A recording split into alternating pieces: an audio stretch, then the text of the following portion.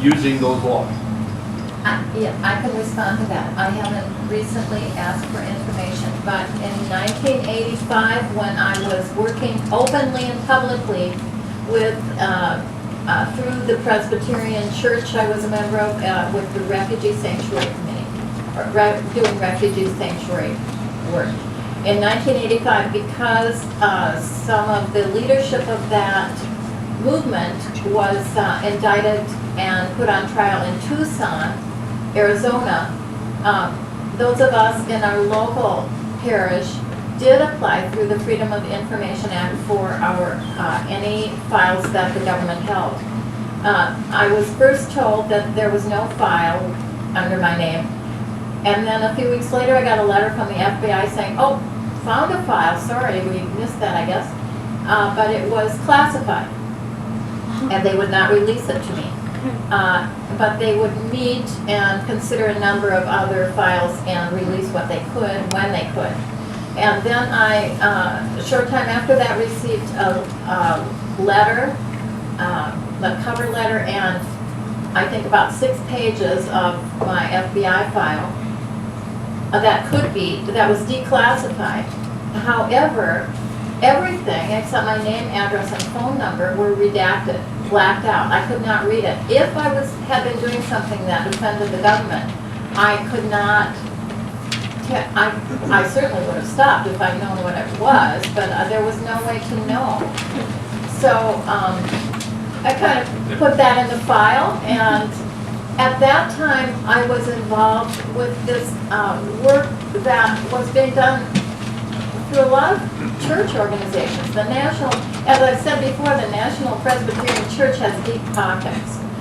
And I wasn't afraid of the FBI because I, had this huge body Get John behind Calvin me. on your side. You bet. I'll tell you that I'm a recovering Presbyterian. Yeah. Someone told me once you're an elder, you're always an elder, but okay. But my current work is through WHAM, Women Against Military Madness, which is a 30-year-old organization. One of our board members is being subpoenaed, is one of the 3 people being subpoenaed to the federal grand jury.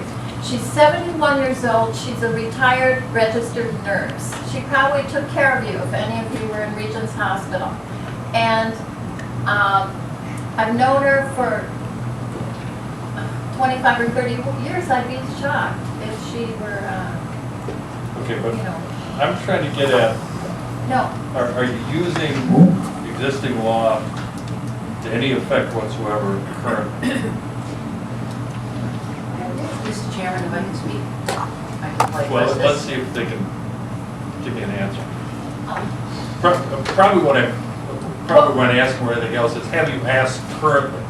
Well, I didn't know that I should before they knocked at my door. And currently, all my communications with the FBI are to my attorney. Well, you're about to get a response, at least prior to my question, from somebody from the FBI.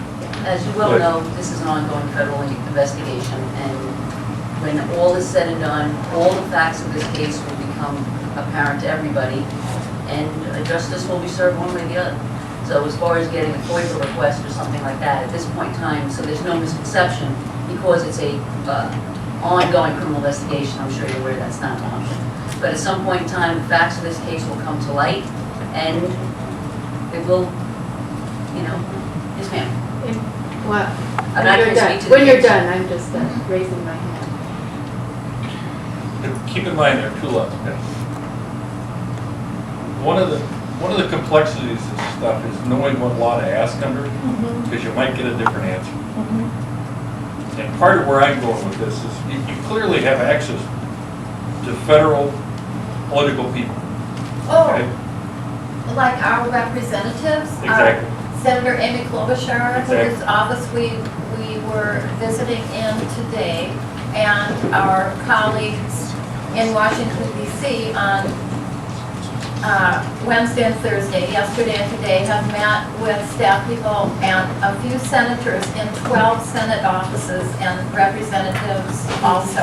Yeah, what I'm suggesting is, part of your discussion with them, frankly, should be about the weakness, the absolute weakness of the Federal Privacy Act of 1974, Okay. okay? Because it should be doing more to help your situation, okay? That's just, this is from somebody who knows something about the Federal Privacy Act of 1974. Awesome. Go ahead. I just wanted to add that it actually was the FOIA that was carried out by the ACLU National that discovered the FBI investigation of a number of peace and justice organizations in the U.S. that the then Inspector General did an investigation of the FBI's activities and came out with a report that, according to the ACLU, was a very narrow report. We have to understand that. The facts are there, but it is clear that the conclusions are trying to be apologists for the FBI, and that the report, even though the facts show that it is absolutely improper investigation of these organizations, and in fact, that the Congress was lied to by the FBI, and that is all in the report as well. And the ACLU National has said that that report, that investigation was very narrow. It only investigated the things that the ACLU had already uncovered and exposed through the FOIA. It did not go at all beyond that. We see this current investigation as part of an extension of that whole activity by the FBI that has been going on, because the investigation by the Inspector General went from only covered 2002 to 2006. There have been many more incidents after 2006 of the same activities by the FBI, even though their activities were being called on the carpet by the IG. And we see this as an extension of all of that activity and abuse by the FBI. And it is a frightening prospect that the FBI has been given this latitude, this amount of latitude, to go after civilians, citizens, residents of this country for civil liberties and constitutional rights. And, you know, I think it's a frightening prospect. And I think everybody in this room, including the madam from the FBI, should be very frightened by this, what is going on right now. David, you got a question? Yeah, Mr. Chair, I'm just going to suggest to the group that we should probably move on for a number of reasons, not the least of which that this group has got an ongoing criminal investigation. They've exercised their Fifth Amendment rights. It's being recorded. There's lots of other issues at hand. I think their point has been well made, and that they have concerns about criminal intelligence databases. But to further the discussion anymore, I think would be counterproductive at this time for all involved. So I would suggest that we move on. Thank you. Thank you. Have you heard that? Anybody else have a question?